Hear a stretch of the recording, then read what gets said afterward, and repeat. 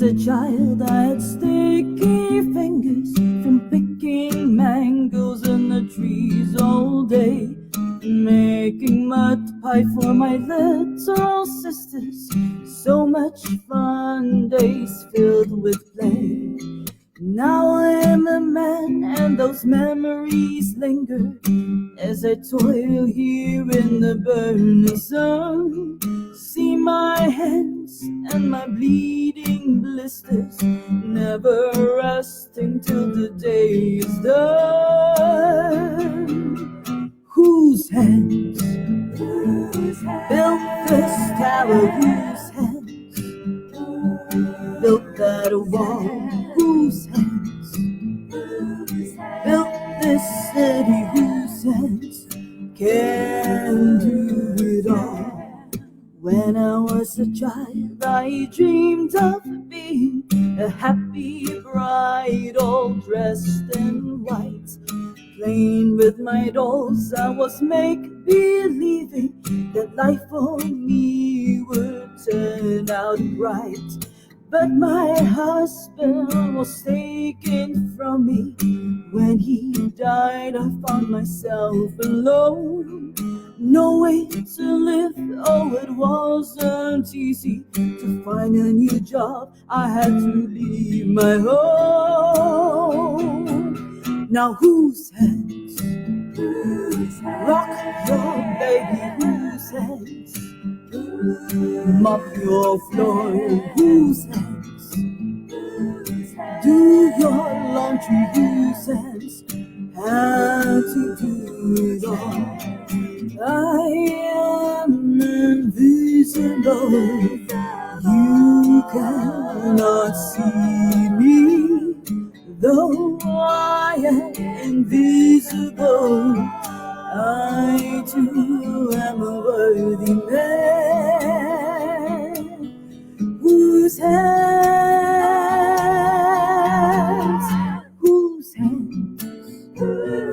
work that shovel? Whose hands lay that break?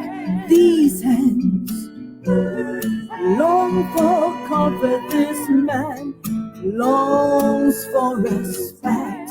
My hands built this tower. My hands built that wall. My hands built this city. My hands have to do it all. Whose hands built this tower? Whose hands built that wall? Whose hands built this city? Whose hands can do it all? This man whose hands, this man whose hands.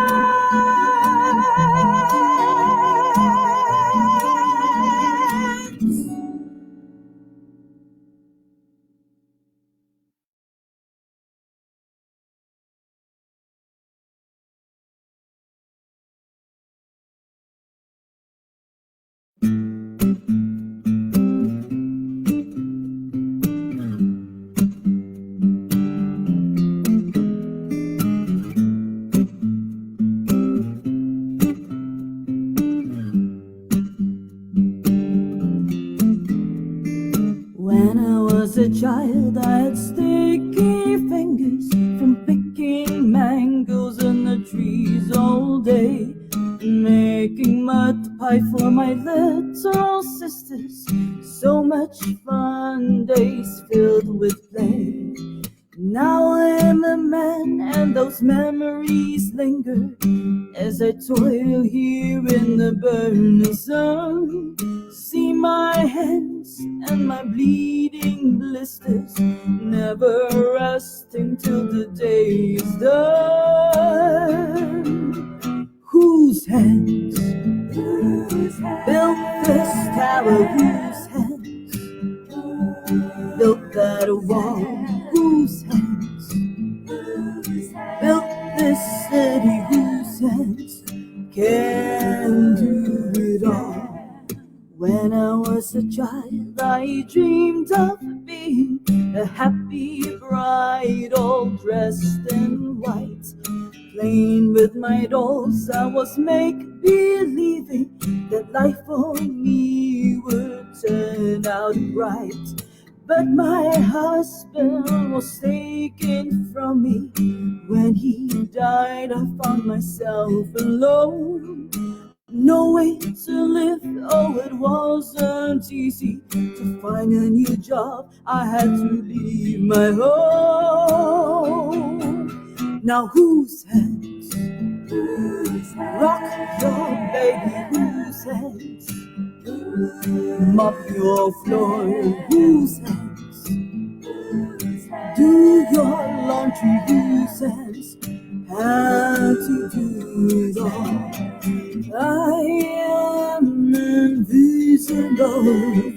You cannot see me, though I am invisible. I too am a worthy man. Whose hands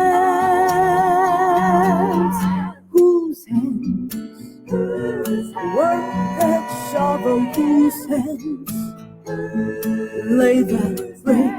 These hands long for comfort. This man longs for respect. My hands built this tower. My hands built that wall. My hands built this city. My hands have to do it all. Whose hands built this tower? Whose hands built that wall? Whose hands built this city? Whose hands can do it all? This man. Whose hands? This man.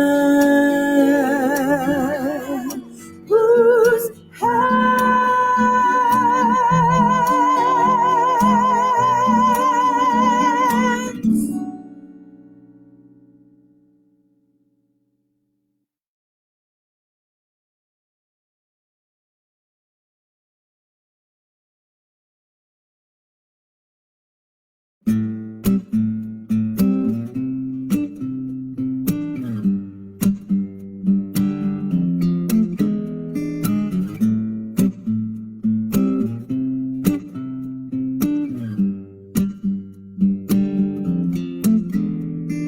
When I was a child, I had sticky fingers from picking mangoes in the trees all day, making mud pie for my little sisters.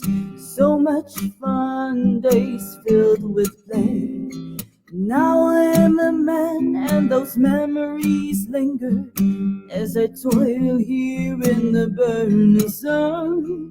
See my hands and my bleeding blisters, never resting till the day is done. Whose hands built this tower? Whose hands built that wall? Whose hands built this city? Whose hands can do it all? When I was a child, I dreamed of being a happy bride, all dressed in white. Playing with my dolls, I was make-believing that life for me would turn out bright. But my husband was taken from me. When he died, I found myself alone. No way to live, oh it wasn't easy to find a new job. I had to leave my home. Now whose hands rock your baby? Whose hands mop your floor? Whose hands do your laundry, who says how to do it all? I am invisible, you cannot see me. Hi, welcome and good evening, Salam Sejatra.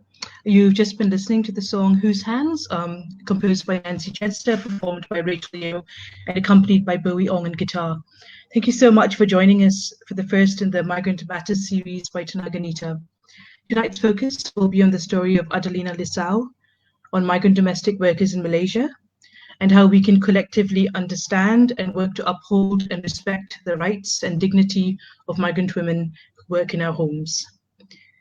There are at least 250,000 migrant domestic workers in Malaysia. Generations of Malaysians have grown up with domestic workers, or at least knowing of women who are hired to work in homes, in Malaysian homes. Migrant domestic workers are often familiar to us, and yet they are often also invisible. Their lives, their realities are often ignored, their voices often diminished. Tonight we'll be hearing from women who work with communities and who work specifically with migrant domestic workers who've been pushed to the margins in order to address their rights, to create spaces for them to organize and build power, and to enable healing and care. This event is organized by Tanaganita and supported by Tanaganita Society. Tanaganita is a Malaysian human rights organization that has worked for almost 30 years to uphold, defend, and protect the human rights of women, migrants, and refugees. The organization provides direct case assistance, runs vital shelters for migrant women in crisis, and advocates in Malaysia and globally for the protection of migrant and refugee rights. It's a small non-profit organization that does incredible work, so please go to tanaganita.net to find out more about what they do and how you can make a donation and support their work. Before we get started, a small logistical note. The event tonight will run for about an hour and a half. We aim to end by 9:30. We'll begin with a short video and then we'll move on to the conversation among panelists. We're saving some time at the end for questions from the audience, so please leave your comments below. And our volunteers will select any questions that haven't already been addressed. As we're calling in from different parts of the country, some of us overseas, and not everyone has the same access to the internet, we may experience a lag or technical difficulties, and so we thank you in advance for your patience as we work through that. It's now my absolute joy and honor to introduce this badass panel of women to you. First up, we have Varya, one name only, like Madonna, but a lot more powerful. Varya is a former migrant worker and a survivor. For the past 10 years, she has advocated for the rights of domestic workers. She currently works with the International Domestic Workers Federation, IDWF. It's a movement to empower and support domestic workers in Malaysia and globally. Welcome, Varya. Thank you, Catherine. We have next Eni Lestari. Eni is an Indonesian domestic worker who has worked in Hong Kong for the past 20 years. She's a migrant rights activist, organizing and advocating in Hong Kong and globally, and driving change and impact at every level, from the national level to global movements. She's the current chairperson of the International Migrant Alliance, IMA, the first global alliance of grassroots migrant organizations. Eni is an absolute powerhouse, and it's such a joy to have her here today. Welcome, Eni. Thank you, Eni, yeah, thank you. And next we have Visla Kumarasan. She's a clinical psychologist, currently in private practice. She has been practicing for 11 years and has vast experience working with communities on the margins in Malaysia. Visla, welcome. Thanks for coming on board. Thanks, Katrina.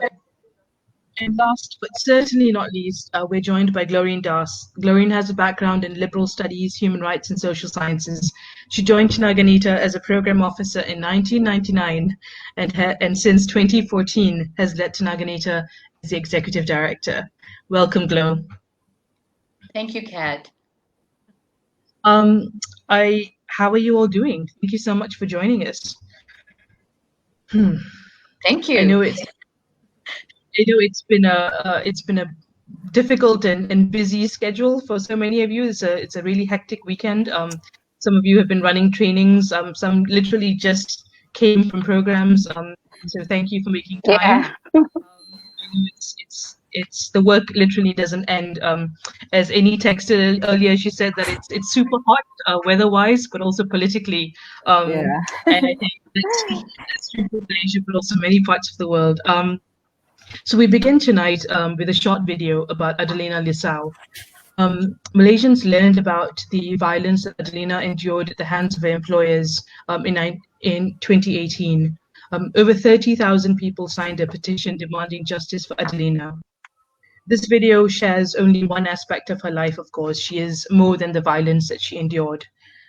Yet we share this to remind ourselves of the realities that too many women in our neighborhoods, in our homes endure. Before we play the video, just a quick content warning, but an important one. Please take note that the video contains images that may be jarring and difficult to watch. We'll now listen to and watch Adelina's video.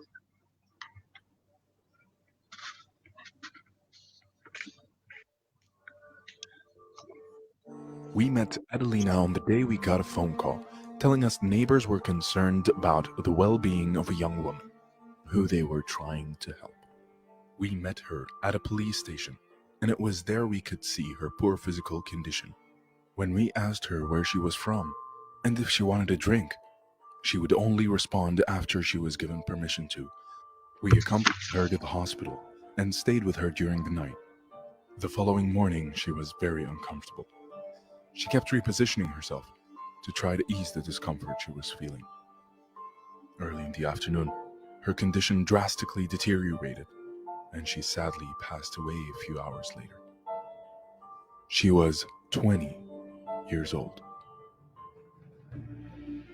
Adelina's story begins when she was only 15 years old, when she came to work in Malaysia. Upon returning home, she had earned about 1,000 Malaysian ringgit. A neighbor invited her to return to Malaysia and told her if she followed the agent, she could earn the same amount of money in just 1 month. She left with the agent when her family were away from the house, and the family never saw her again until she returned home to be laid to rest. Unfortunately, this did not just happen to Adelina. Countless women are enticed by agents to leave their communities to travel and work in Malaysia. Women from small rural villages may not speak Indonesian, but speak their own local language. Their homes have limited facilities, and they have never been exposed to what most would consider the modern world, and they are ill-prepared to work as domestic workers. Many of these women don't know their rights and what is fair treatment.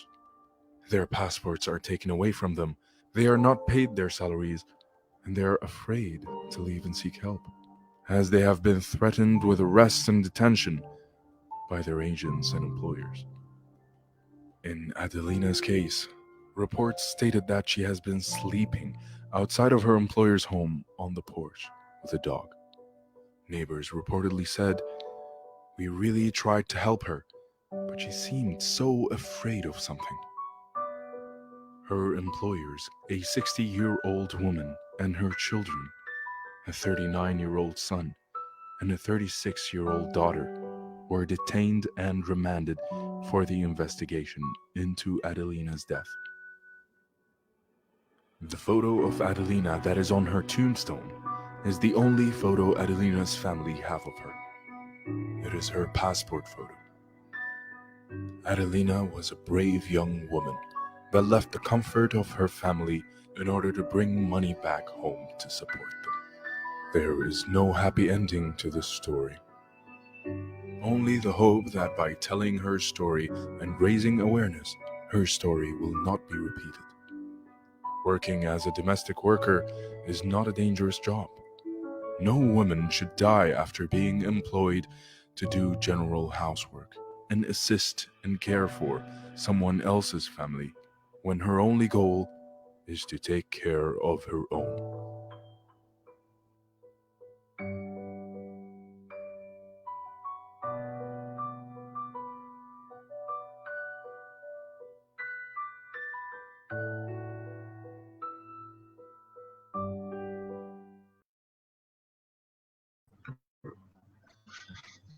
Nirmala Bhatt, 2004.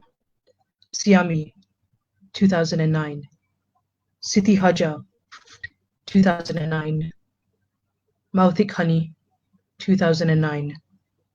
Mei Sichan, 2011. Isti Komaria, 2014. Marians Kabu, 2014. Suyanti Sutrinso, 2016. Adelina Lisau, 2018.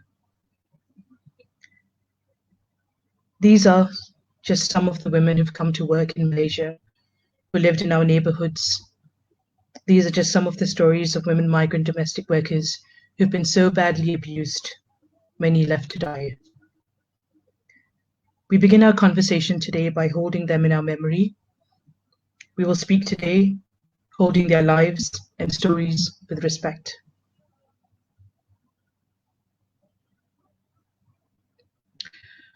I'd now like to bring all the panelists together so we can start our conversation.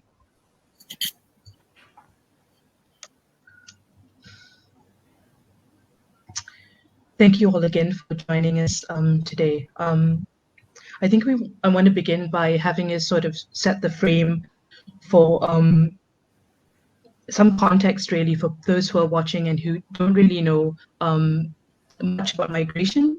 We will start with Baria and Eni sharing a bit about why do women migrate for domestic work? So why are there domestic workers in Malaysia and globally? Baria, do you want to start? Okay. First, I would like to thank to Tenaga Nita Society for having me to discuss with all of us, and of course with all the followers who are watching the live streaming. As we saw with the Adelina video, that it can show us the reality of the woman migrant worker, woman domestic worker, that the main factor push the woman to be migrant is, of course, the first one is because of the poverty, because of the lack of employment option, employment opportunity for women in the country. For example, in my hometown, in my village, that most of women, we don't have we don't have a good opportunity to have our education. So in another side, that women also have to work, because we have high cost of living and also poor economic condition in the country, in the village. And other ways that most of women in my country, in my village, and in some of other countries, that we are to be a lead, we are to be a head of our family. So we have to take care of our own family. And in another that I mentioned before, due the lack of education, due the lack of information, that there is no opportunity for women in country to choose what they want to work. So this is the reason, this is the condition are push the woman to be migrate, to be domestic worker, because there is no choice, there is no opportunity for the woman to choose what they want to work. And also I can say that in Indonesia, that we have more than 4 million of women working as domestic worker in local level. And we know well that most of migrant domestic worker in Malaysia is Indonesian, and as well as our fellow from Philippines and from other countries as well. And the second factor is pull women to be migrate, to come to be domestic worker, is because of the demand on domestic worker and care worker is increased every time, and every year.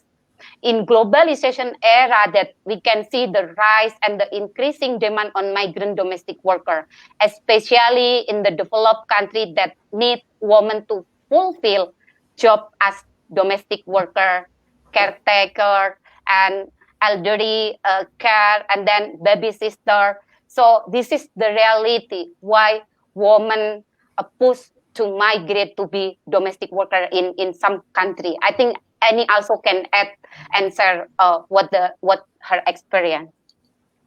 Thank you, Baria. I just would like to add, I became a domestic worker in 2000 because when the Asian financial crisis in 1997 hit Asia, Indonesia is one of the country was hit hard, and a lot of investment suddenly ran away. And then a lot of companies actually did not even the wages of the workers, and a lot of workers were left behind without any compensation. So there was a chaos in our country. And then since then, everyone hoped the economy would recover, but until like this year, no one actually believed that anymore, that nothing actually has changed to be better than ever before. So that time, I myself was actually looking into a higher education because my family believe in education. So they wish that all their children at least go to college. So when I was graduating from high school, looking for opportunity to college, the whole economy was already crashed down. The expenses were very high, and then going to school was almost impossible. It's like telling my parent, sell yourself and borrow a lot of money just to bring me to school. And I have my younger siblings to support. So I did not have heart to do that. So I declined from my intention, hoping that things would be better. But after 2 years, 3 years, it did not get better until such time after doing some work in the house, because we were also a carer in the family. I have to look for my siblings while my parents were actually working outside, right? So it's a double work that domestic work is something that we have been doing naturally because we grew up in this kind of traditional community where we are taking care of each other. So until I give up, and the broker came to my village and telling the young people, oh, you better work abroad. You can choose Singapore, Malaysia, Hong Kong, and so forth, or Taiwan. And then they have a lot of qualification. For example, if you have experience to work abroad or you speak English, you can go to Hong Kong or Taiwan. But if you are new, you are maybe some people even underage, you better go to Malaysia, or at least they say it's the same language. So again, just to reiterate what Baria said, it was really this kind of unemployment, not only about lack of opportunity, but the fact that our economy was actually dependent to foreign investment. That's become our biggest issue. Our government, because migration from Indonesia, we are the fourth largest nation in the world. Within Southeast Asia, actually, we are the biggest. We have 250 million population today. So when we go deeper into why Indonesian people who are rich by nature but poor by condition are actually forced to migrate from our hometown, whether me who have wishing to go for higher education, whether Adelina who was really coming from the poorest area in Indonesia. It's a question why. So when I tried to learn about this, I just realized that the migration from Indonesia was really a product of underdevelopment society. Since 1970s, our government were already selling resources to foreign investment, to corporate, transnational corporation. They don't aim anymore to create services for their people, education for the people, health for the people. They just make everything a business out of anything. And within Indonesia, the development of one area and another area is so different. My place where Baria and I come from, it's somehow developed. So you have higher education. But places like East, where Adelina came from, was really left behind without any infrastructure, nothing. So this has become a source of trafficking. This has become a source of what we call it labor migration. But the fundamental question I would like to raise to everyone and appeal, no one in their right mind want to be forced labor. or forced migrants. We could be a migrant. No, I love to be migrant if I could, in a voluntary basis. When I have to choose a study abroad rather than study at home, or when I have a decent work as a doctor in Indonesia, but I want to pursue my career somewhere else. But not in our situation when you have no choice but to follow the broker, to follow government regulation, and you are being exploited. And I think we have been victimized because of this unequal and unjust development in the world today.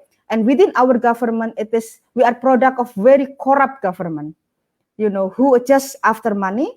They don't care about the people. And then within the labor migration, we are a product, we are victimized by the very cruel, very exploitative labor migration system, where actually the broker and the chalo become the main decision maker in our life rather than ourselves. And where are the government? They are not even everywhere to be seen. Hey, thank you. And Baria, thank you so much for providing that context. So I started by asking, why do migrant women choose to come? But you've laid out very clearly that it's sometimes a question of choice, but often it is a question of people having to make the most difficult choice in a circumstance that is really pushing them out.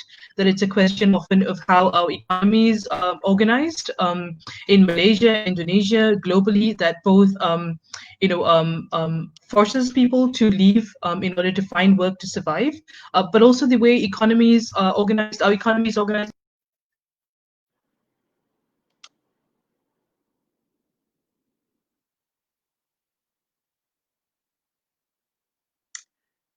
Right, I think we have a technical problem. Katrina has dropped. While we wait for her, I think she was going to give us. Oh, there she is. Okay, over to you, Kat. Yeah, I'm so sorry. You just soon start talking about how economies are organized, the tech will drop out. No. So as I was saying, I think that also, the points that you raised is that the dependence also on domestic workers to fill the care work and the life work that's needed in Malaysian homes is, and that also means that many people hire, because otherwise we don't get to keep our families running and society running. So that's some of the key things that I think I really appreciate you laying out for us. Varia, if you could speak a little bit about what are some of the realities of domestic workers in Malaysia? Okay, I think I can start to share about what I felt in 2007 when I was come for first time in Malaysia and working as migrant worker in Malaysia. I think there is no any changes. There is no any changes condition for better condition for a domestic worker in the country, that we know the reality of migrant domestic worker, especially in Malaysia, that they are still far from the justice. They are still far from their right. We know that almost of migrant domestic worker in Malaysia is not allowed and enjoy for their own of day. Some of them, and most of them, they have to work for 14 to 17 daily hours every day without any compensation or without any count as overtime or some of a compensation for them. That we knew well also that domestic worker in Malaysia, they are not allowed for their off day, especially during a weekend, during a Sunday. And even though that they work for every Sunday, they work for every weekend, there is no additional payment from the employer, because there is no regulation are protecting the domestic worker in Malaysia. And from my experience for years working with domestic worker in Malaysia, of course, I can meet some domestic worker in Malaysia. They can enjoy for off day, but you must know that they already have been working in Malaysia for more than 10 years. Then you can imagine how they are fight, how they are struggle with their employer until they can enjoy it. So it's also not easy for them to until they enjoy with their object, and usually only a day for every month that they can go outside from their employer, like to buy something in the market. And some of the reality that we saw until now, since in the first I came to Malaysia, until now that most of employer and most of the agency, they hold the passport, they hold the permit, and even the domestic worker, they're not allowed to keep their own handphone. So you can imagine how they can communicate with their family, how they can communicate with their baby are left in the hometown, are left in the village. So it is also make the domestic worker in dangerous condition when they are go outside without any permission, without any document. Of course, they will face with police, they will face with the immigration. And we from my experience that we also receive some cases that domestic workers, they are facing with physically violence, physically abuse from their employer. And what happened is it's very hard, it's very difficult for us, for the community, for the worker organization to help them, because there is no access for domestic workers to do complaint, to do discuss or sharing with other people outside. And secondly, uh, uh, I will rise about the contribution of domestic worker in Malaysia is actually is unvalue. And why I can say that their contribution is unvalue, because there is no legal protection in Malaysia for domestic worker. There is no legal protection or recognize domestic worker as worker, because they are they are called that domestic worker is domestic servant, not domestic worker. So this is why the domestic worker is neglected from all the benefit, from all the protection like minimum wage. We have no any regulation can make sure can protect the minimum wage for domestic worker. And secondly, there is no regulation, there is no protection to make sure that domestic worker can enjoy for their own object. And the another, we have many issues like social security is still, it's mentioned clearly that it excluded domestic workers, even though it's included migrant worker, but there is excluded for migrant domestic worker. I think, and the third, we are facing in the grassroots level that, for me, I can say that there is no any protection on the recruitment process, especially between the country of origin and the country of destination. So what Annie mentioned in the earlier about chalo, about sponsor, about unpaid salary, it's still happening until now. And I think this is what the government absents for protection to the domestic worker in Malaysia, and especially during the pandemic COVID-19, is more difficult to migrant domestic worker to be survived, especially for those who are working as part-time, because most of them are lost their job. Why they are lost their job? Because the employer, they want the worker come to their home, they want the worker come and bring the virus. And is it kind of what you call of discrimination to the domestic worker, because everyone in Malaysia, everyone in the country, everyone in the world, they can to be bring the cases, they can to be infected, not only domestic worker.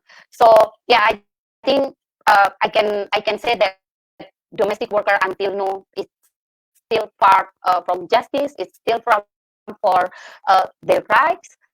So hopefully we can discuss more and more to talk about how the government can provide a better policy, better legal system to protect migrant domestic worker in Malaysia. Thanks so much for that, Baria. I know that you're from Indonesia and is from Indonesia, but the context also that you're speaking of relates to domestic workers from Cambodia, from the Philippines, from Sri Lanka.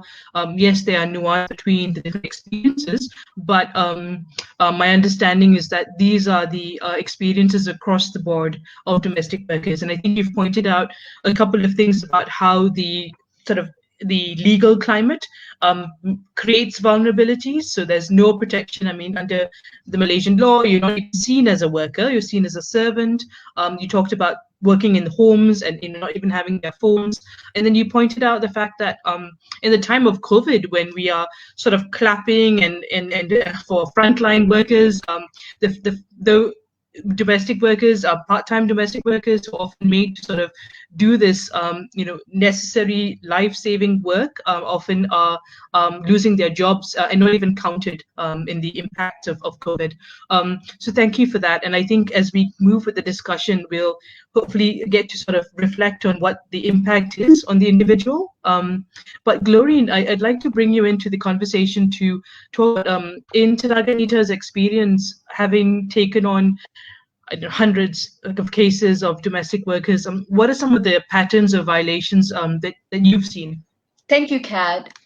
I would just like to share with everyone from June 2019 to this year, June, Tanaganita has rescued 90 domestic workers with over 720 human rights violations committed by employers and the recruiting agencies. And some of the top 5 violations consist of denial of rest days with long working hours, even working up to 18 hours a day, sometimes even 20 hours a day. There's no contract or any kind of an agreement signed with domestic workers and their employers. And following to that, there's also contract substitution, which basically means recruiting agents handing over another contract upon their arrival in Malaysia than what they had signed at the country of origin, with the most minimum benefits and lower salary with no off day whatsoever. Then we have, of course, withholding of passports. And some of these violations is in line with what Baria had shared earlier. So withholding of passport is actually an offense against the Passport Act. And the passports are kept without their consent as well. And finally, unpaid wages. We have unpaid wages of domestic workers ranging from 3 months, even up to 7 years. I would also like to share other forms of violations, patterns of violations that's emerging, and which is also quite well known. The non-renewal of work permits by employers and agents, causing them to overstay, eventually making them undocumented in the process. There's also forged and fake documents given by brokers and recruiting agents, decreasing their age in their passport when they are older and increasing it if they are much younger. The other very common violation that we have encountered is domestic workers doing double jobs. And this means cleaning of offices that's owned by employers and recruiting agents, working in the houses of family members, working in shops and restaurants. Then we also have cases of food deprivation and insufficient meals, where domestic workers are given noodles every day, or sometimes biscuits with a cup of Milo to substitute rice and solid form of nutritious meal. We've also heard and documented where domestic workers are just given a mattress to sleep in the storeroom. Poor living conditions. Then we have employers and recruiting agents giving just Panadols when they are ill and sick instead of taking them to clinics and hospitals. Denial of access to medical care.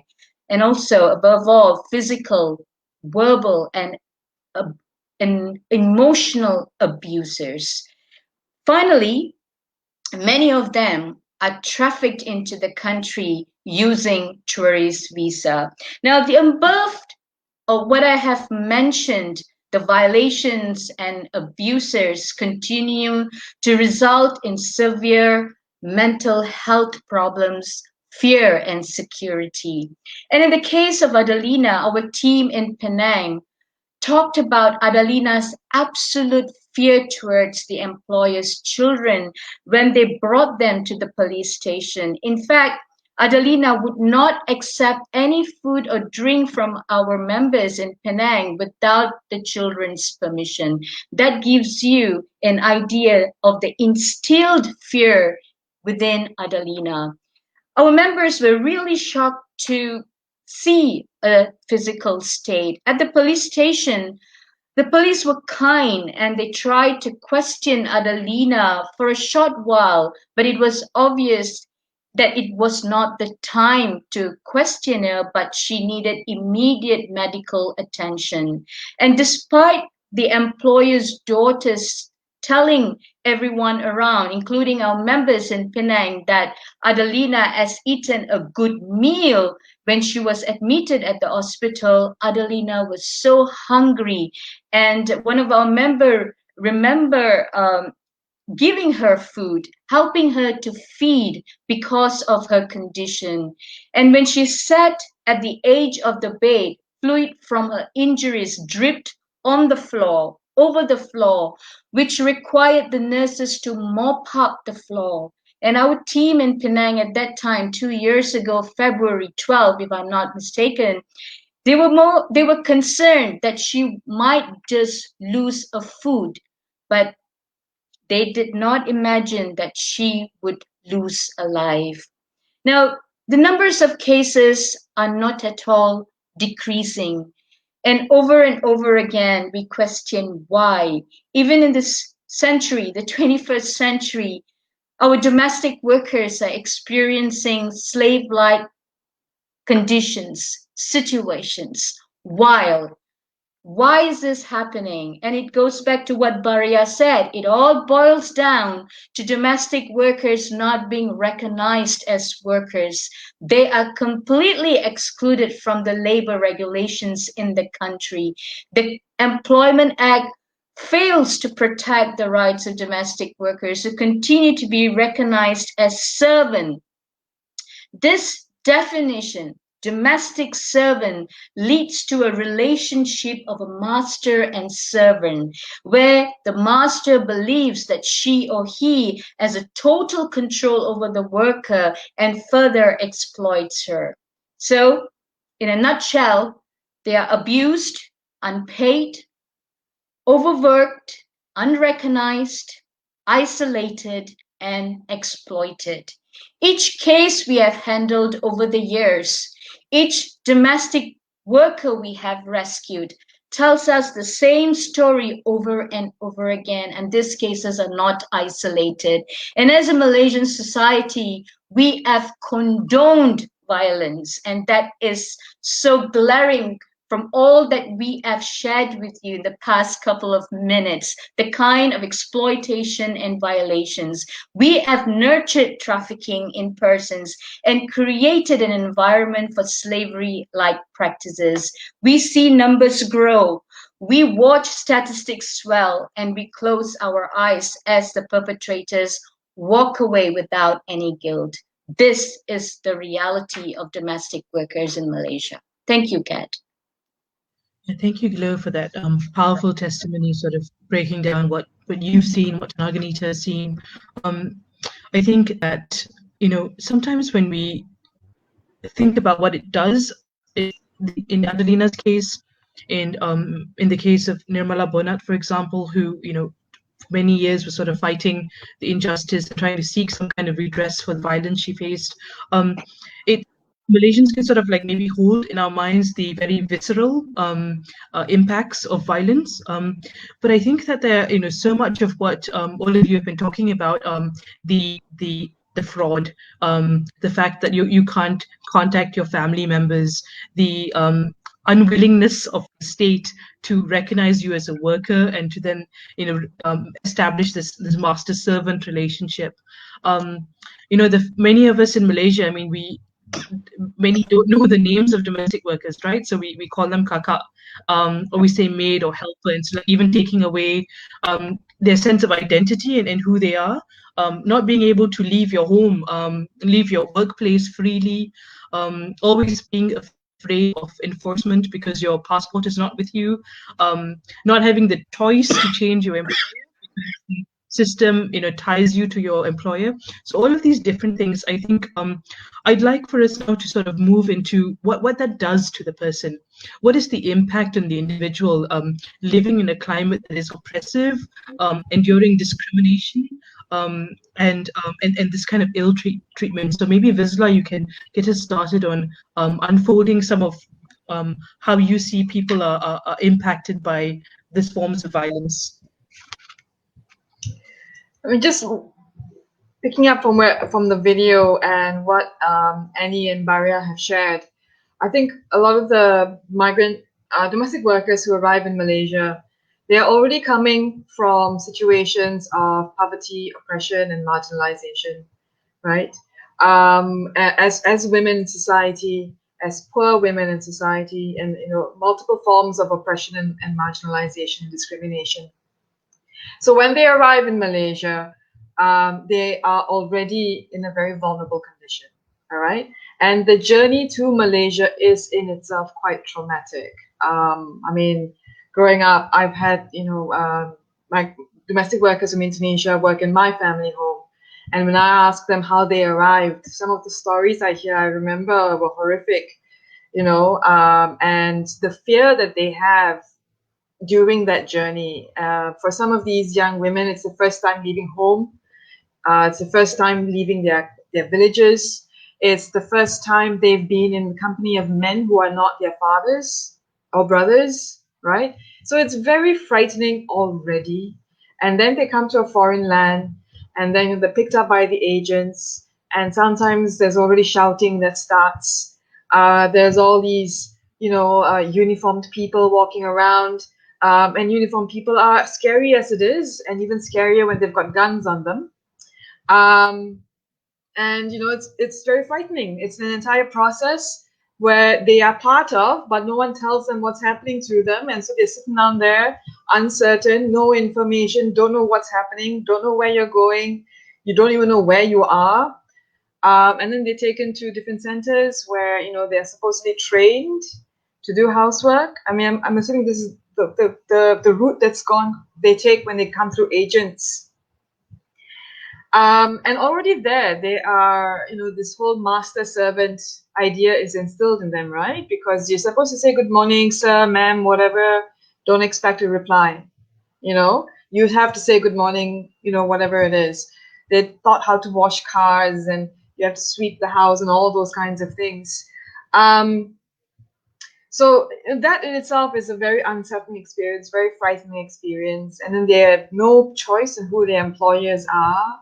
They just go. So in this entire journey so far, they have experienced a real stripping of their own agency, right? And so by the time they arrive in their employer's home, they've already undergone multiple forms of trauma. And then, I don't know, I mean, Glorin, you said, some of the women that Tinakanita worked with slept on a little mattress in the storeroom, right? Adelina had to sleep outside. Those other kinds of conditions that the domestic workers live in. I've heard and I've seen homes where the women are not even allowed to take their own food. They are served food, and it's usually food from the day before or whatever it is. So that positioning of them as lower than, you are less than everybody else, is already instilled. Okay. And so it's sort of like a systematic form of violence that happens, right? Even without any physical violence, all this kind of thing, it's already systematically telling the person, telling the woman that she is less than, she is inferior, she is She is, what her position is in the home, right? Her absolute lack of security and safety and all those things. So she's perpetually living in fear. Okay. And then unfortunately, when there is violence, right, it's a different kind of fear that then comes in. And maybe even without the physical violence, a lot of the women might be, have a sense that they're walking on eggshells because they don't know what to expect. All right. So if you think about it neurologically, if you think about it from a medical sense, the body is perpetually in a fight or flight state. Okay. So that means in a body that's perpetually in a fight or flight state, it's a body that's perpetually in stress. And when you're perpetually in stress, you're more likely to feel tired. You're more likely to fall sick because it's going to affect your immune system. It's going to affect your ability to sleep. It's going to affect your attention, concentration, memory. All right. Now we know what we all work, so we all know what long-term stress feels like. Okay. We have the advantage of calling a day, taking time off, and all those kinds of things. Domestic workers don't have that privilege at all, so they're perpetually in that state. So where there is violence, and violence in various forms, right? Verbal abuse, psychological abuse, emotional abuse, physical abuse, sexual abuse. The woman is, she's constantly reliving her trauma as well, right? And this happens in nightmares, flashbacks, in different ways, the things that remind her perpetually that these things are happening or will happen. And this will inevitably have an effect on the sense of self. It will affect her confidence. It will affect her self-esteem. It will affect her sense of agency. And we saw that in Adelina's case, where even a decision to eat, she needed permission. She couldn't even make that on her own. She was stripped completely of her sense of humanness. And of course, there is shame. All right. We all have that. Sometimes something horrible happens to us, and we think, why did I put myself in that situation? What could I have done differently? Why didn't I do anything? Right? These women probably are thinking the same things. They're probably even blaming themselves for having made that decision in the first place to come to Malaysia, or even might feel shame that they regret their decision because they know that the money that's they're meant to earn is supposed to help the family back home. So regretting their decision makes them feel ashamed that they are being disrespectful to their family or anything like, or ungrateful or any of those things. And I think one of the worst effects of this kind of oppression, this kind of violence, is the internalization of that kind of attitude. Because once you believe it yourself, right? When if you're verbally abused, if the woman's verbally abused, she's called stupid all the time. At some point, she is going to believe that she's stupid, right? She is going to believe that she's not good enough and all of those things. And then she normalizes it. And then it stops becoming a problem for her. And then she perpetuates it. Right? And then you find a very separate cycle of violence then starting and evolving on its own. So it does have a lot of effects, and not just on the person. It has an effect on families. It has effects on communities. All right? And we know, I mean, Southeast Asia is not prepared to deal with these kinds of mental health effects. And also, we know from a lot of other kinds of violence in families and societies, the violence is also intergenerational, right? So it does have far-reaching long-term effects.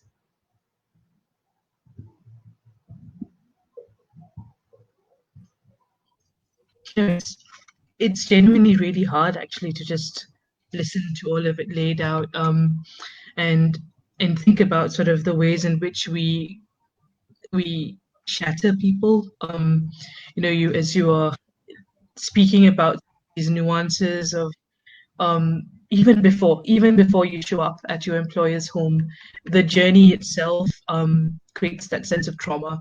And when you speak about sort of how women in these conditions, or anybody who's the sense of tension and fight or flight and what that does to you, I think we can collectively sort of imagine moments in our lives where we would have been in a frightening situation or in a particularly stressful situation, and now imagine amplifying that every day for a year, for years, without any sense of sort of escape, and the beating down then of the person. As Glow, as Vizla, you were speaking about where they sleep, for example, on the mattresses. I was thinking about the fact that in Malaysia we construct homes with that idea of a very small space for domestic workers. So, for example, in a lot of homes, in especially luxury homes, you'll see what the landlords or the developers will say, a storeroom / maid's room. And it's like half a room that you would really not think about, where a human person, an adult person, could live comfortably and with dignity. And yet it's so normalized that we construct literal spaces with this sort of idea in mind. And so, I just want us to also pay attention to what you said about how the effects are long lasting. So when we think about violence, often we think about what happens just then, and then you leave, and then the scars maybe heal, or maybe there's a bit of a wound that you can still see. But you're talking here about stripping people of their humanity and their sense of identity and self, and then the internalization, and then the generational effects of it, right? And how these cycles, they move from the home where this happens to the broader community, and then back home, where migrants come from. So sort of taking all of this into context, I'd like all of us to think for a moment and to share, what does it mean sort of to have justice then? Ana Maria Chilla, an activist in the US, she sort of describes justice as holding the pain of the country. And so what does justice look like? What does healing look like? What could it look like for domestic workers? And if everyone would like to just spend a couple of minutes talking about that. Maybe Baria, you can get started. I think the domestic worker, especially migrant domestic worker, they can rise up their own right, their own justice. Only the first important is when the domestic worker, the migrant domestic worker, allow to build up, to join their own union, their own organization, because we know that in Malaysia is legal policy is not allow for migrant domestic to join and build up their own union. Only with this platform, with this way that migrant domestic worker can raise up their issue properly. So what IDW are working right now in Malaysia is actually concerned on organizing of migrant domestic worker. It's not only with Indonesian, but also we are closely working with the Filipino domestic worker in Malaysia. And what IDWF role is actually on how we can provide a safe space for domestic workers, how we can support them, how we can provide research to help to assist the domestic worker. And we also concern on how to train and give a capacity building for the domestic workers, so they will aware with their own right. And I think secondly, that we are really concerned on a campaign with the domestic worker group, and it's also not only in Malaysia but in region and local level, to do campaign to post the government to post the country to recognize domestic worker as worker. Of course, the main or campaign is focusing on ratify C189 on decent work for domestic worker, and the second one is ratify C190 on against violence and harassment in the working place. And I think the last one that we support and we build the solidarity among the migrant domestic worker in different nationality. And yeah, as I mentioned, that we are really working closely with Indonesian and Filipino group in Malaysia to do advocacy for better protection for domestic worker. And I also thank you so much to all of you who are always supporting us with our struggling in Malaysia with the domestic workers. Thank you, Maria. Any, would you like to sort of pick up on some of that and some of your experiences in Hong Kong? Yeah, that's true. I just would like to pick up the statement of Wisla about the vulnerability. I think the first is when we say justice, please do recognize that we are already vulnerable. We come from very powerless departure, to be able to work in your society. We are not empowered, we are not highly educated, and we only have the intention of feeding our family back home. So this recognition will actually make us feel that, all our burden, the burden that we have to carry in the journey of migration is being recognized. Now, in the consequences of that recognition is that the government must take the responsibility of protection. Now, Indonesian Philippine government must intervene in making sure that our vulnerability will not be exploited by anyone. And I think this is already the downside from our own government, Indonesian government, Philippine or Bangladeshi or other government who just outsource the migration to private agency. That become the reason why we become this commodity, right? The agency just sell us according to whatever price, and then and the other one who became the main actor or the player with the employer in negotiation. But that's why I was questioning, where is the government, our government? Now, another government accountable to this in terms of protection is the Malaysian government. And in fact, government must do G2G. They can talk among themselves how the system can be improved rather than outsource all the system to private agencies. And first and foremost, this agency is not really about human rights, about upholding workers' rights. They don't even believe in that. They are only believe in profit. So, it is natural that the agency just sell us to whoever employer want to buy with bigger price. Some even go to the bidding system, So I think the recognition must be transformed into the protection, but it should be a legal protection. Now, the second aspect is, I believe that what Baria said is right to freedom of expression. Without any union, there is nothing you can do. Without any association, even one person speak, who will even listen to you? But once you have your group, you are organized, then you have more power. I think that's the benefit that Hong Kong has. We have the union power to organize our press conference, to even organize, online campaign in time of this COVID-19. Then the local people, the local media pick it up, because it's not a personal story, it is everyone's stories. So the right to union is really a mandatory. But to follow to that is really right to have a day off. Without any day off, the case in Taiwan, for example, the domestic worker who are not given day off and the caregiver without day off, they can only meet once a month. It is very difficult.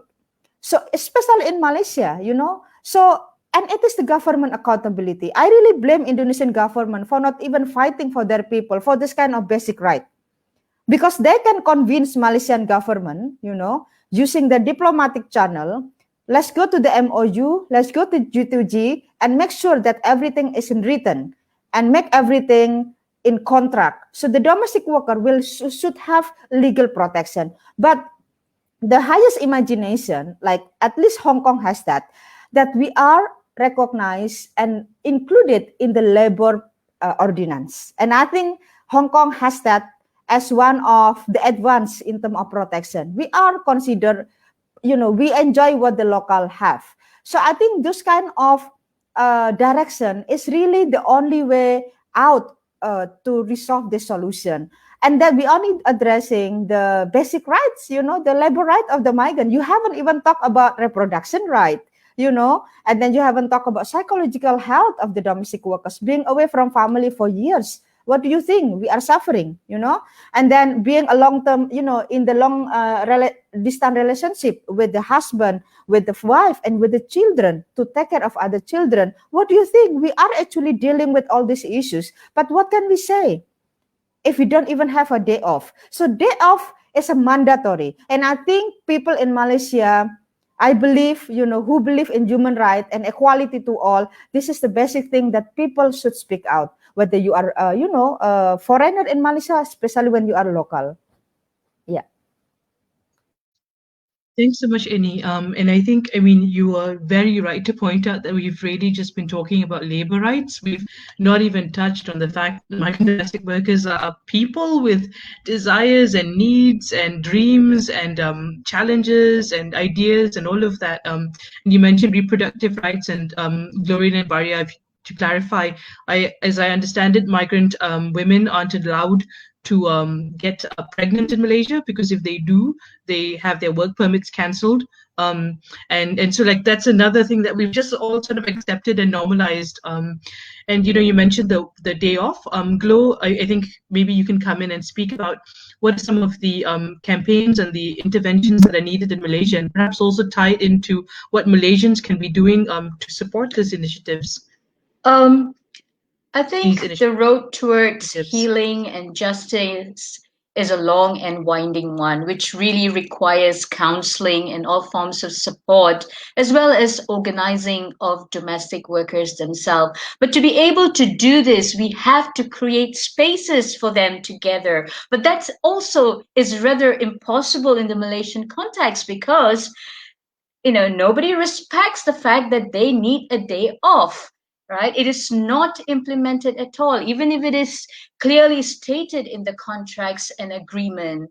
And for those who have been directly affected, I think there is also a need to create spaces. And this is in terms of healing, where there is shelter and care right after the rescue, working towards recovery, rehabilitation, rebuilding of their lives through counseling and therapy, as well as seeking redress and eventually looking into their safe repatriation and reintegration.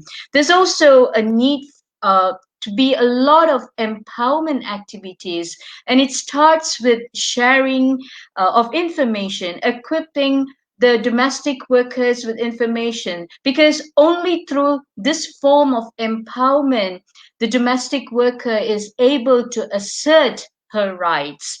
And one of the most effective empowerment activities which we have seen is getting or encouraging the domestic workers to file their cases with concerned government agencies and departments for remedies and compensation. And this has been quite successful in the cases of Tenaga Nita, even if the cases do take a very long time to settle.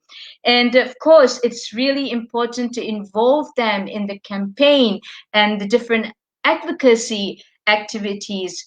But it is rather impossible to do that now, as we know that they are confined and isolated.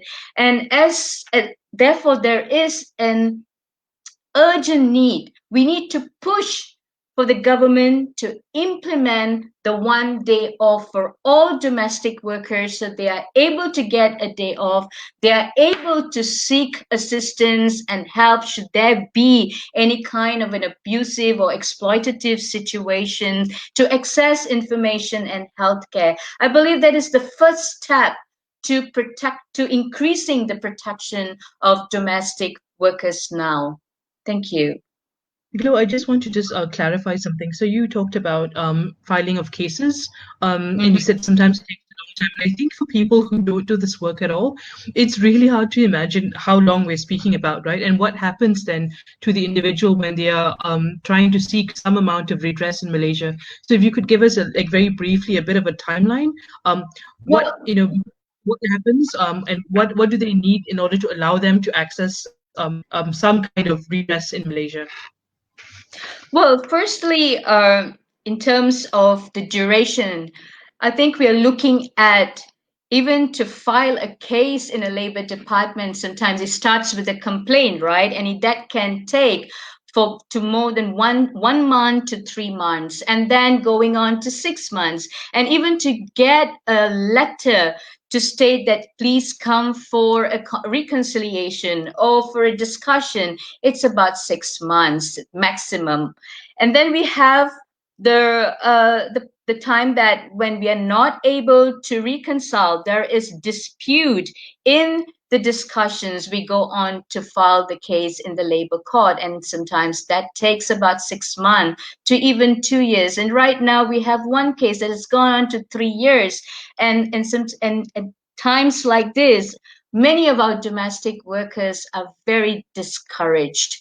They would like to just settle, take whatever the employer is willing to compensate and leave the country. But this is when we as NGOs, as activists, need to continue to inform domestic workers the need to change the system, the need to set precedents when cases are or the judgments are given in their favor, because it just doesn't benefit one domestic worker. It benefits the whole lot of domestic worker, not just in Malaysia, but also at the regional and global level. Thanks so much, Glo. So we're looking here at, the process of seeking justice taking 6 months, taking 3 years or so, and during this time they don't have status really to remain in Malaysia, so they need to seek shelters. And so shelters like Tenaga Nita runs, for example, are so vital to allow that process to happen. But like you said, the system beats you down, and you just want to leave because so much of your life has been taken away already from just being here and enduring the discrimination. Bisla, if you could also speak a bit about what do you think is needed for that healing, for justice, really. I'm in agreement with Annie. The healing, the justice must start in the home country. And I think it's not just about having government to government discussions about these things. It's also governments taking responsibility for their citizens, ensuring access to education, ensuring access to homes, ensuring the rights of these citizens are actually, the citizens have access to all their rights in their home country first. I think that definitely needs to be addressed. And I think as the host country, Malaysia, for example,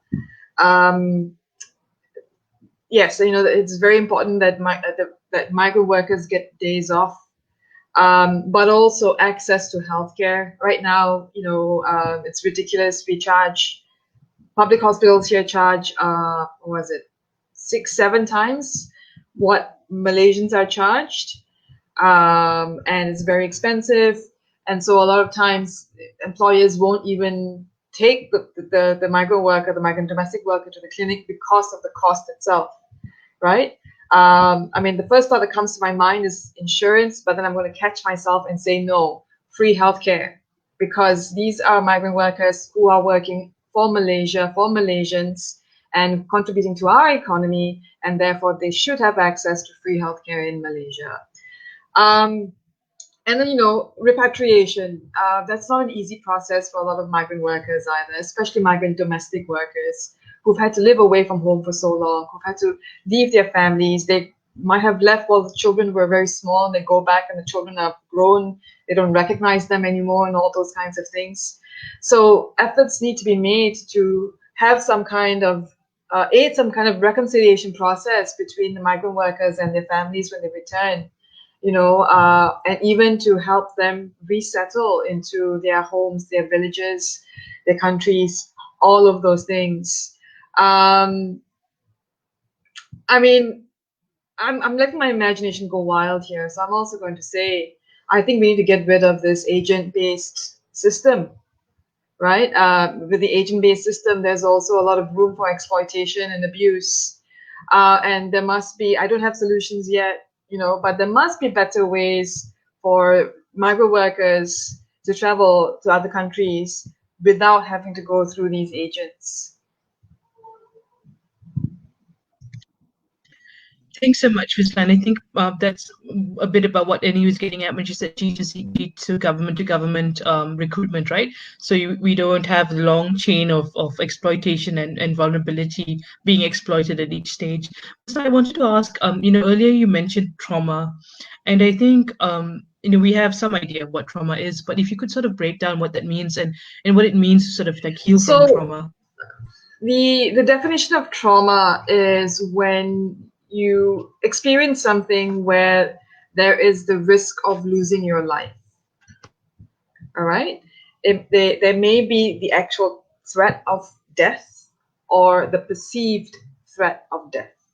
Now, for each of us, this comes in very different forms. And of course, the event itself, very, very different.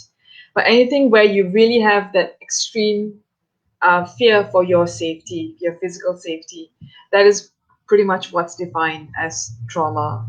And it could happen both in physical ways, emotional ways, psychological ways, and sexual ways as well. So it's very wide. And then now, of course, you look at the definitions, it's getting wider in political ways as well, right? So that's what trauma means. And so I think we can imagine what that must be like in a day-to-day lived experience of a migrant worker or a migrant domestic worker in Malaysia, where that is a perpetual fear sometimes. Because it's not just about what the employer can do to you. The migrant worker also lives with the fear of raids on immigration, being stopped by the police, being stopped by Malaysians who think migrant workers have a lot of money, a whole host of things. Thank you. And I guess, I mean, we are sort of running short on time, so I wanted to think about like what it means to shift sort of these cultures, right? So we know that, some of the recommendations put forth is that one, governments just have to take responsibility in the source country, in the home country, but also in the destination country. And so if we, Baria mentioned getting governments to ratify the C189, that is the UN Convention on the Rights of Domestic Workers, and C190, which is on the protection against harassment in the workplace, if I remember correctly. Yeah. So that's one. There's two, the day off, the protection law, getting rid of sort of these long recruitment chains. But I have sort of a twofold question, which is not a good way to phrase it, but I'm going to try. Knowing that all of that needs to happen at sort of the systems change, what can individuals, communities, community groups, families be doing, employers be doing to change the system?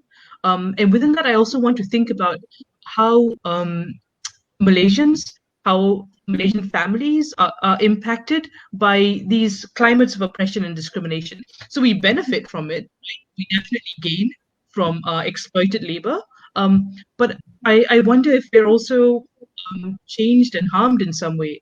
And I say this because, when I talked about the question of healing and justice being like holding the pain of the country, I think it feels difficult for me to imagine how we can change a culture that has normalized this form of violence unless we really think about how we've been changed. And so what do we need to reconcile with? And what are the choices that we need to make differently? So anyone wants to sort of get us started?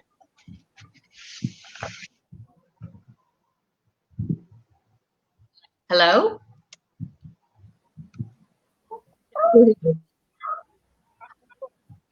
Can you all hear Yes. me?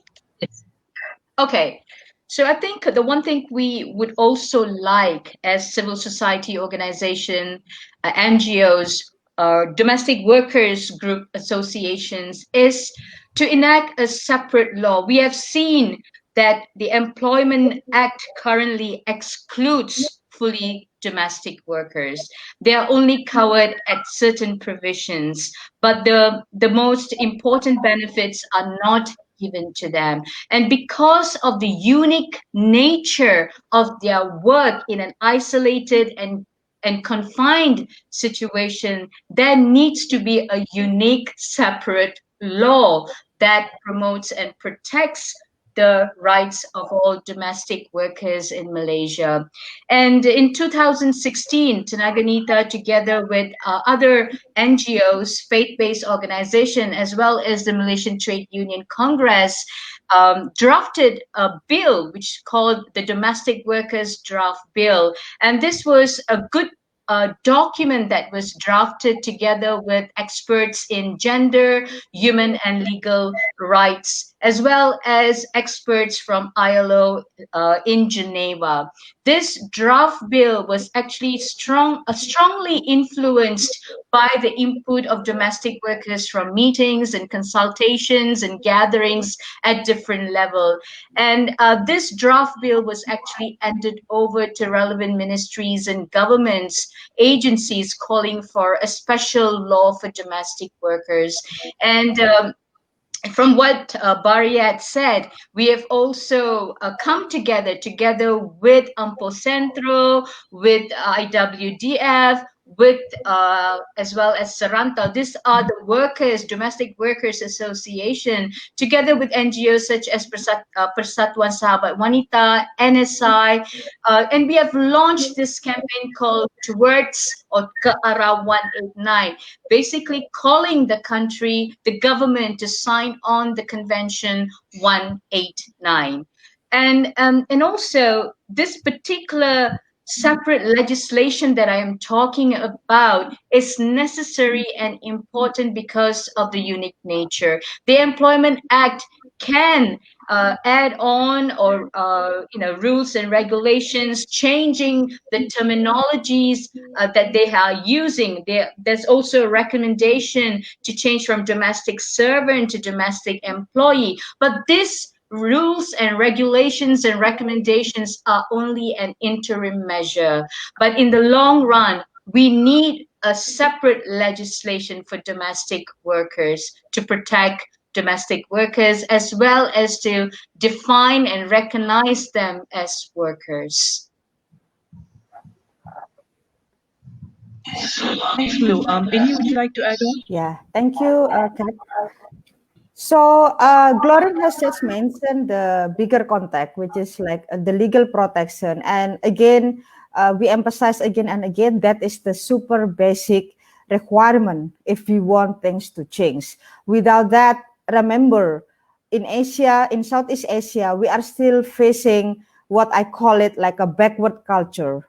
You know, when they see a domestic worker as a helper, as a servant, as in Chinese you call it ama, so we are still fighting that culture. We are trying to transform that culture. Now, if the government doesn't cooperate with us in transforming, starting from the legal basis, and it is very difficult, and it become day-to-day reality, like what happened with Malaysia and Tenaganita now. Unless the government is in the leading party in transforming that mindset by creating the standard of recognition, then forever this will be the story of migrant workers in Malaysia and in different part of the world.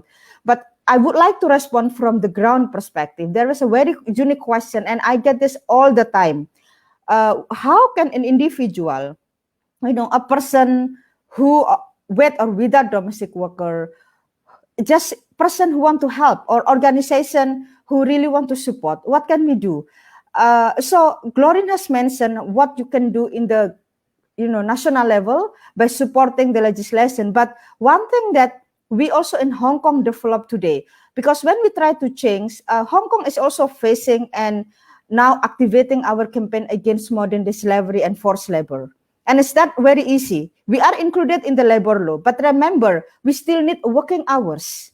People here working 16 to 18 hours a day. They sleep on the floor. And then they don't even have enough food because there is no regulation. Like what has been mentioned, we work in the very peculiar household that no one else is within the wall until we can say something publicly, So abuses happen within the wall, and it is only government who can regulate that and create access to justice that we can access easily. So I think this is one of the things that even in Hong Kong as one of the better place, not the best compared to Canada, compared to UK and France, but within Asia and Southeast Asia, this is at least the better in terms of legal protection. But another thing that we believe should be a way forward to change is really what I call it bottom-up strategy. Now, change the society, then the society will change the government.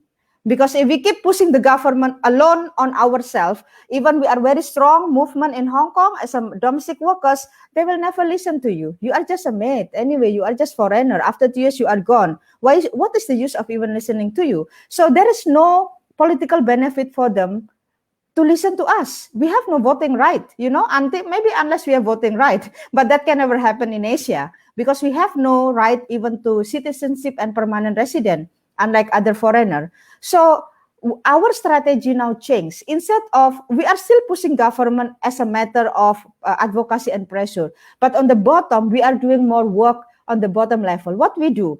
We are now actually relying our future to the young generation. We are now working with young people as young as secondary school, college student, even some elementary school to tell our stories. This is the children who are born out within the system of labor migration. They have their own helper at home, but the thing is they want to learn who are you, why I have nanny in the house, why I am taken care by Filipina, why I'm taken care by, Indonesian and so forth. This is the people who can actually introduce the human right concept. So working with the young people, as many as possible, and give them the possible venue to do that. Another format that we also do is we welcome any initiative that they want to develop. Some students, they want to make story. Fine, let's do that. Some people, some student is, it's a school project. They need to have a drawing. Let's do that. So we, instead of us just pushing the government now, we want the society to be part of our supporting system. But beyond that, the day-to-day life, any individual can help. If you ask me what can is, my issue or domestic worker issue, anything, any expertise that you can give us is already a big help. One skill is just listen to our story. It's already a therapy. That's what actually, psychologists will agree. Listening. You don't have to say anything. But the second is also, it will be great if you can tell the world or your community our stories and teach them how they can at least respect us. Maybe we have to live together, but we don't have to be the enemy in the house, And then the third is more important, more highly appreciated if you can actually tell your government how they should treat their domestic workers. In the end of the day, the employer and the domestic workers are really victimized by the government, Malaysia, Hong Kong. Why? Because the host government do not want to improve the social services for their own people. For the babies, who will take care of the babies when they are young and the mother and father have to go to work? The government do not want to create any center, that is cheap and accessible. They don't want to create an elderly care. Now they privatize everything by pushing the employer now hire live-in domestic helper. And yet the employer is also being exploited to pay, tax. Some employer have to pay more money, whatever, and it's is actually a neglect in the part of the government. So I think what we believe is there is no point for us fighting employer. Of course, we have to file case against abusive employer, but not all employers are our enemies. A lot of them are kind people. The problem with kind people is this is the people who don't want to speak in the public. Only the bad people who always speak and fighting the workers when we want to fight for our rights. So we have to encourage kind people, good-hearted people to actually be our frontline advocate in our rights. And I think Tenaga Nita has started that work. We just have to broaden it, you know. And again, Malaysia is one of the classic example of very backward culture, even is 21st century. Why? Because they really see workers, not only Malaysia, even in Hong Kong. They see domestic worker, even we are included in the labor ordinance, you are made, right? You just sleep on the floor. What is the problem? You know, something like that. So I think a lot of things can be done, and don't think big to help. Think small. If you are photographer, do something with your photography. If you are writer, just do something with your writer. So I think that's my input. Thank you, Annie. That's fantastic. Just in our final minutes, Baria, if you'd like to add on Glow and Vizsla. Yeah, I think I'm agree for what Gloria and mentioned about what we have to do and what people need to do to have to support the domestic worker. But we need to reflect that all the process regarding the advocacy stuff, the advocacy platform, the advocacy strategy, we have to ensure that there is domestic worker voice is there. It's bring together with for what we are struggling to achieve the better protection for migrant domestic worker. Yes, I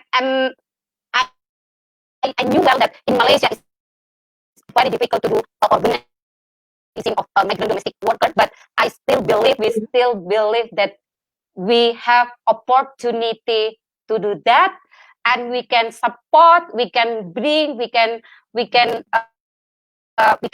empower the domestic worker to involve in every step, in every stage of advocacy process, campaign process, so it can make sure that all what we are struggling is based on what domestic worker needs. And I think the last my comment is I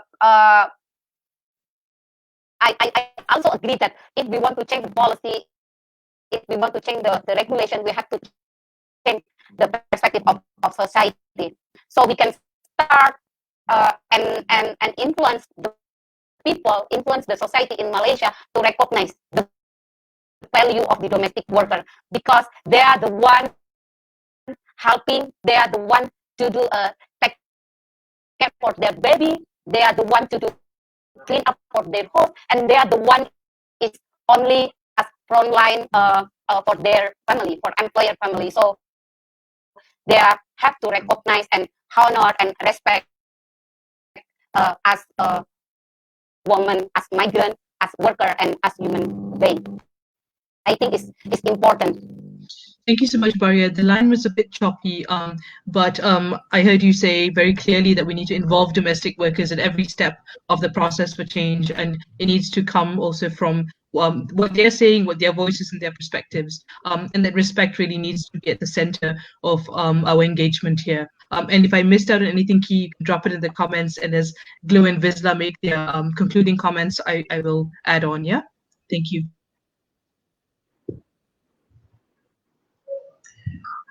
Oh, can I go first, Glo? Okay. So I will address Katrina's question regarding the impact this has on Malaysian families. I've been thinking about it as everybody else was talking. Now, violence doesn't happen in isolation, right? Violence happens in systems and structures that promote and perpetuate it. All right. So if migrant domestic workers are experiencing violence in Malaysian homes, there's already violence happening in those Malaysian homes, right? Either in gross ways or in very subtle ways. You know, think about it. You know, it's the matriarch of the family speaking very, very roughly, having authority over everybody else in the family, or the arrangement of the family, which is very, very patriarchal, right? Where a lot of things, a lot of forms of violence are normalized, a lot of forms of disrespect is normalized. And then there's also the status of women in society. I was thinking about what Annie said. Domestic work, housework, is viewed with so much disdain. It's you know, it even applies to how we speak about women who are housewives, right? We think, well, they're only housewives, what? You know, they don't do anything, what? They're just sitting at home, what? Right? So you know, I think the abuse that then migrant domestic workers experience in Malaysian homes are extensions and results of already violent, sexist, patriarchal, misogynistic attitudes which are prevalent in Malaysian homes, right? And then children see this, and then you know, they might learn to normalize this, and then they might perpetuate it. Hopefully, they don't normalize it and then question it. Even if they can't question their parents, at least for them to recognize that that's not how you treat people. But in order for them to understand that, there must be another source of information that tells them that what's happening is wrong, right? So yes, you know, I hope that's answered the question, Katrina. No, that's excellent, Visla. Thank you so much. And Glo, if you'd like to sort of final comments. Yeah, just adding on to Visla, I think we must realize that any form of abuse and violence against domestic workers is detrimental to the whole family. Children begin to learn that they can get what they want from a peer or a subordinate through abuse and violence. And such negative values can only bring severe consequences like increased violence within the family and within the society. I think the most important thing here is for us, like Annie said, bottom up. It's also the shift of paradigm. How do we see women's work? It's no longer a labor of love. It is not free and it cannot be taken for granted. And that is why over and over again, Tanaganita has said that only when domestic workers' rights are protected through laws, when they are recognized as workers, will employers, recruiting agencies, and other key players and stakeholders as a whole can ensure respect and dignity for domestic workers. Therefore, we must change our law. We must redefine domestic work as work and not as a servant in the legal mechanisms and laws that we have in place today. And I would like to end by saying the words of our founder, the late Dr. Irene Fernandez. She has said this many times at different platforms. And today I would like to remind everyone of her words. She said, a domestic worker is a human being.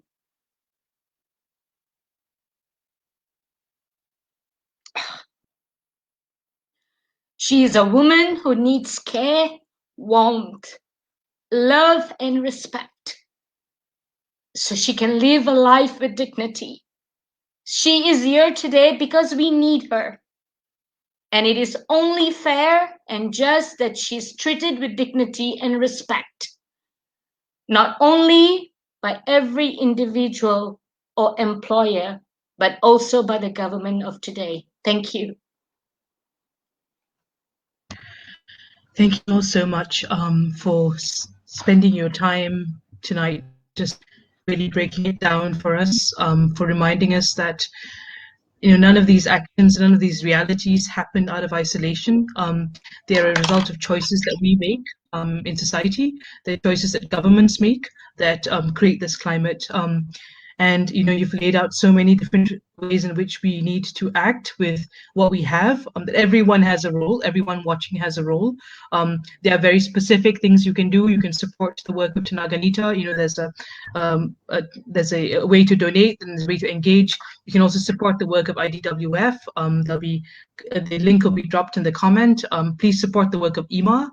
And I think that we but beyond this, and in addition to all of that, we need to be thinking about how we deal with who we are as people, who we want to be as a country, and to make different choices, so that the reality, so that the story of Adelina can be a different one for the Adelinas in the future. I thank you all for sharing with so much honesty and emotion. I think I started by saying we hold the lives and the names and the stories of the domestic workers in our minds and with respect. And as we close out tonight's evening, you'll also hear a song about a domestic worker, Nirmala. And the song Nirmala was written by migrant workers in honor of their sister from Indonesia. And as we listen to it, I want us to reflect deeply as to how we can change this reality and to end this form of violence in Malaysia. So thank you all so much, and good night.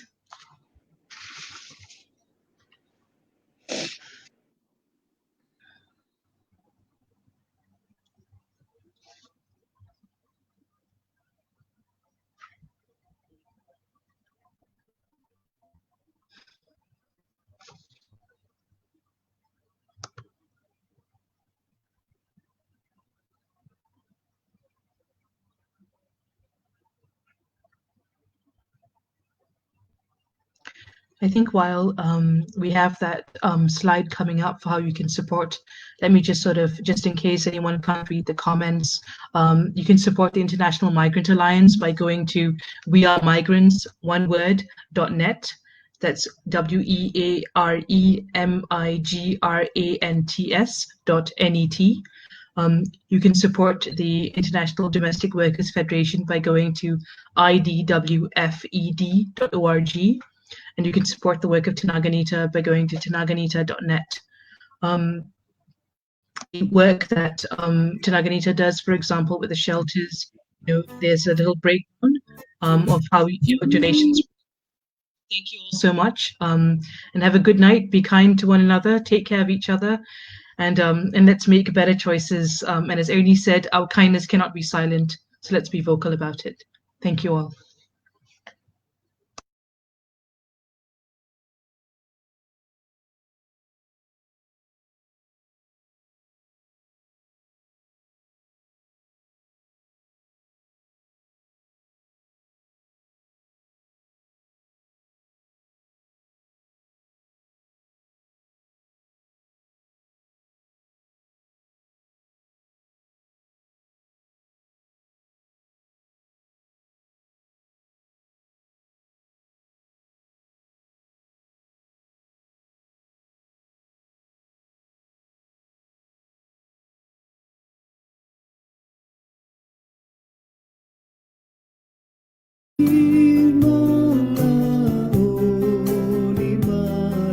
Sobatku dari Indonesia,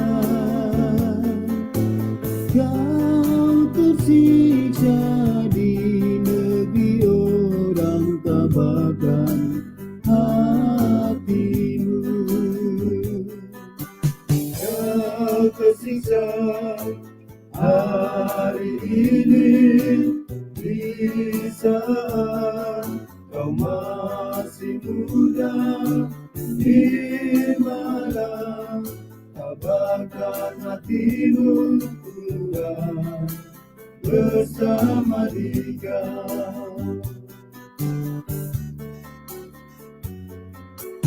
Oh kasihan sobat Nirmala tersiksa di negeri orang.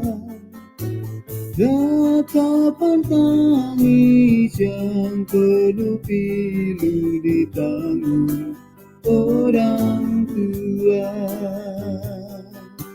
Kau tersiksa hari ini di saat kau masih muda, di mana tabahkan hatimu pulang bersama dia.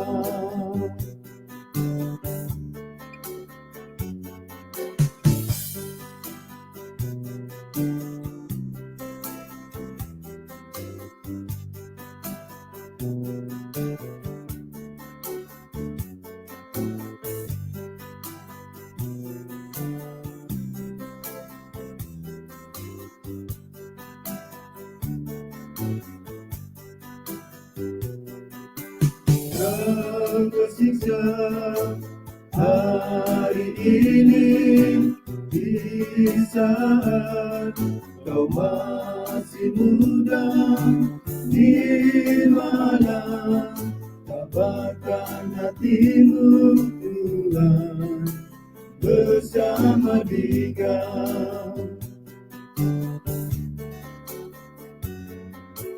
Walaupun jauh tetap kau datang melihat anak yang tersayang, yang kini hidup penuh derita di derang di negeri orang. Kau tersiksa hari ini di saat kau masih muda, di mana kabarkan hatimu Tuhan bersama Dia. Kau tersiksa hari ini di saat kau masih muda, di malam kabarkan hatimu Tuhan bersama Dia. Di malam Tuhan bersama Dia, di malam Tuhan bersama Dia, di malam Tuhan bersama Dia, di malam